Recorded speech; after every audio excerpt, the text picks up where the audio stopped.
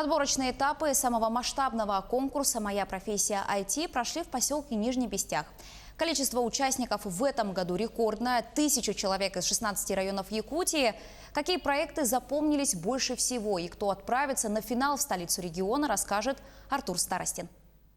По сравнению с прошлым годом IT-хакатон собрал вдвое больше участников. Это показатель того, что число интересующихся IT-отраслью увеличился. По словам организаторов, желаемый результат в этом году достигнет до 1000 участников. Наши цели, как говорил наш глава, 10 тысяч работников в IT-отрасли до 2024 года. Это 1% нашего населения всего. И думаю, это благодаря таким мероприятиям мы достигнем таких результатов. Официальное открытие провели в транспортном техникуме. В командах по 3 участника. Это обучающиеся школ и студенты техникума. Каждому участнику назначена роль менеджера, дизайнера и разработчика.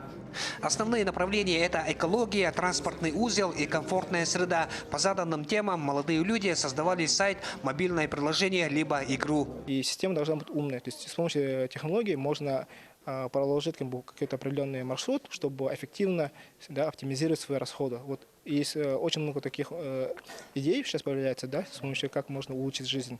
В наше время цифровые технологии актуальны. С их помощью можно создавать удобные сервисы, информационные системы, которые позволяют нам улучшить качество жизни. Например, создать робота-уборщика. Это, уборщик, как сказать, дома вот так убирается. Робот-курьер называется. Ну или виртуальные учебные заведения – тоже неплохая идея. Мы хотим сделать виртуальный техникум для людей, которым интересно это учреждение. Студентов, чтобы он сразу же знал, куда и как выглядит, куда идти, что где находится, а не сразу во время учебы. Эксперты по IT-технологиям провели для участников консультации, мастер-классы по менеджерскому делу. И главный совет дня – постараться выделиться среди толпы. Если использовать какой-то метод или новые условия дать, или еще можно попроще сделать код, чтобы он оптимизировал сам программу. Моя профессия IT несет профориентационный характер для студентов и детей школьного возраста. По итогам марафона 3 лучшие команды получили путевку для участия в IT-хакатон в городе Якутске, который пройдет в апреле этого года. Артур Старостин, Мегино-Конгуасский район.